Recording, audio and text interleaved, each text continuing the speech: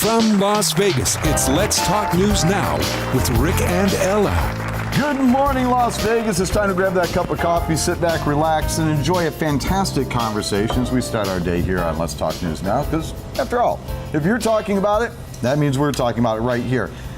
Good morning, ladies and gentlemen. Good morning. You know, that was a change right there. Notice I said good morning, ladies and gentlemen. Yes. Yeah. Because usually, Terry, I'm saying good morning, ladies, right? Right. But Kim Smith is on vacation. She's doing some outstanding work with the Air Force. Yep. Fantastic. And so we've asked you to come in and take her chair. It's a pleasure to be here this morning. Yay. Fantastic. How's it fitting? Is everybody? They treated you well. I don't feel quite as voluptuous, but I feel otherwise outstanding. Which is a wonderful compliment. There you go. For Kim, we miss you. We'll see you next week.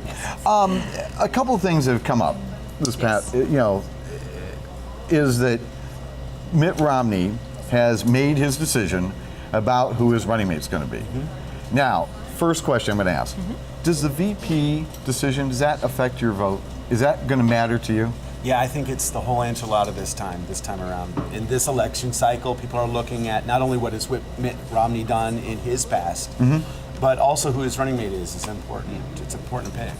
Okay. I think so. Because remember a couple of weeks ago we were wondering whether it was going to be Condoleezza Rice, which was, I think that would have had an impact. I don't think it would have made him win, but it would have probably brought more people to the Mitt Romney camp who probably otherwise would not have voted that way. Yeah, and you're absolutely correct. We did talk about Dr. Rice's name was kicked around about a month or so ago. There's some other folks, Mario down in Florida, and a number of others whose names have been kicked around. This one seems to be a little bit of a bold move, in selecting Mr. Ryan, because he is going to be a little bit more divisive. Terry, you were using the word, I think, polarizing at one point. Clearly one camp or the other. Yeah, absolutely. I think we discussed this a little bit, but I think people are more in the middle of the road. I mean, when I was a youth pastor, the church pretty much votes along those Republican lines.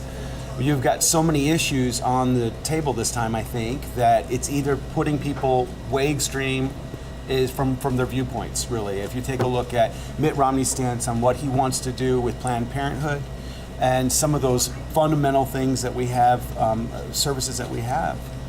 Oh, yeah. Somebody else. Well, no, I mean, I'm in the middle of the road, so yeah, right? honestly I am. I'm just waiting to hear something I want to hear. Right.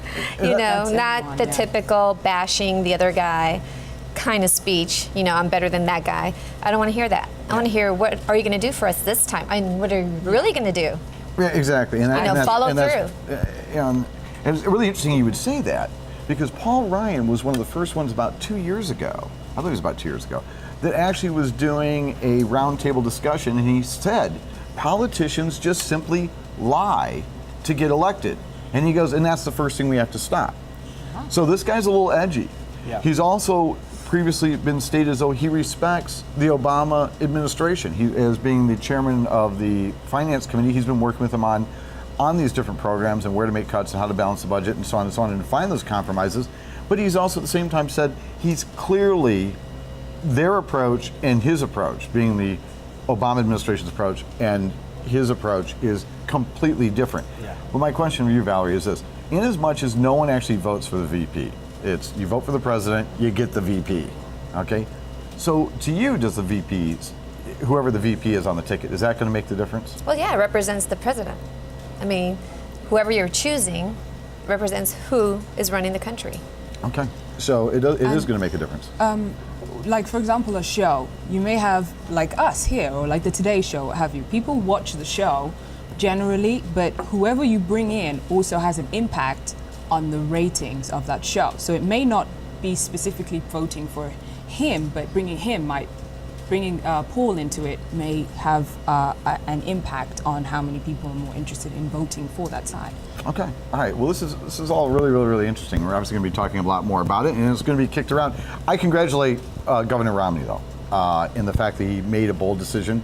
He didn't play it safe, and I think there's going to be a lot of conversation, a lot of controversy about this.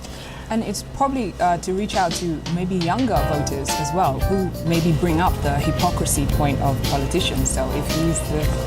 We're going to take a quick break, and when we come back, we're going to be speaking with Jarrett and Raja from America's Got Talent. Don't go away. We'll be right back. Nice.